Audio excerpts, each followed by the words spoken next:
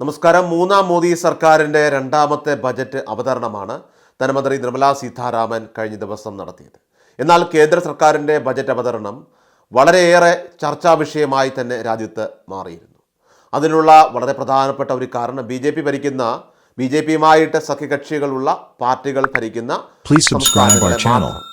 അവരെ ലക്ഷ്യം വെച്ചുകൊണ്ടുള്ള ഒരു ബജറ്റ് അവതരണമായിരുന്നു ഉണ്ടായത് എന്നതാണ്.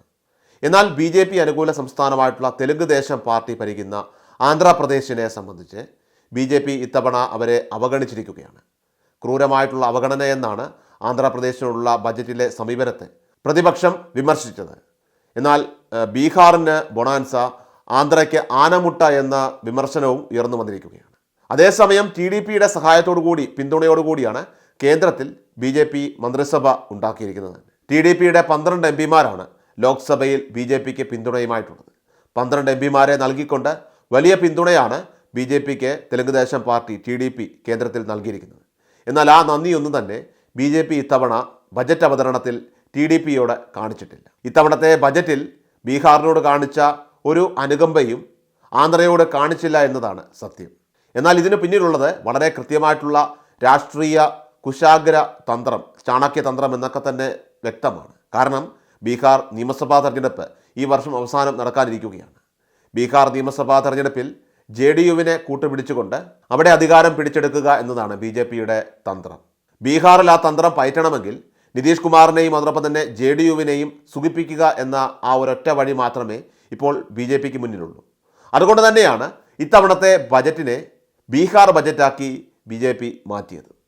അതേസമയം തന്നെ ബജറ്റിൽ ആന്ധ്രയെ അവഗണിച്ചതിൽ വളരെ ശക്തമായിട്ടുള്ള രീതിയിലുള്ള പ്രതിഷേധമാണ് ഇപ്പോൾ ഉയർന്നു വരുന്നത്. ബജറ്റിൽ ആന്ധ്രയ്ക്ക് പ്രത്യേക പദവി വേണമെന്ന് മുഖ്യമന്ത്രി ചന്ദ്രബാബു നായിഡു ആവശ്യപ്പെട്ടിരുന്നു. എന്നാൽ ചന്ദ്രബാബു നായിഡുവിൻ്റെ ആ ആവശ്യത്തെ അപ്പാടെ ബി ജെ പി തള്ളിക്കളയുകയായിരുന്നു. ഒരു തരത്തിലും പരിഗണിച്ചിരുന്നില്ല. മാത്രമല്ല ആന്ധ്രയ്ക്ക് വേണ്ടിയിട്ടുള്ള വലിയ പദ്ധതികളൊന്നും തന്നെ ബി ജെ പി ഇത്തവണ കൊണ്ടുവന്നുമില്ല. ഇത്തവണ ആന്ധ്രാപ്രദേശിനെ ഒരു തരത്തിലും ബി ജെ പി പരിഗണിക്കാത്തതിൻ്റെ പ്രധാന കാരണം ആന്ധ്രയിൽ ഇനി അടുത്ത കാലത്തൊന്നും ഉടനെ തെരഞ്ഞെടുപ്പ് വരാനായിട്ടില്ല എന്നുള്ളതാണ്. കഴിഞ്ഞ ബജറ്റിൽ ആന്ധ്രാപ്രദേശിന് വാരിക്കോരിക്കൊടുത്തിരുന്ന ബി ജെ പി ഇത്തവണ കളം മാറ്റി പിടിച്ചിരിക്കുകയാണ്. അതിനുള്ള പ്രധാന കാരണം ഇനി അടുത്ത തെരഞ്ഞെടുപ്പിൽ മാത്രം ആന്ധ്രാപ്രദേശിലെ TDPയെ ബി ജെ പിയെ സംബന്ധിച്ച് അവർക്ക് ആവശ്യമുള്ളൂ. അതായത് കാര്യം കഴിഞ്ഞാൽ കറിവേപ്പില പോലെ വലിച്ചെറിയുക, മാറ്റി നിർത്തുക എന്നതാണ് ബി ജെ പിയുടെ പണ്ട് മുതലേയുള്ള ഒരു തന്ത്രമാണത്.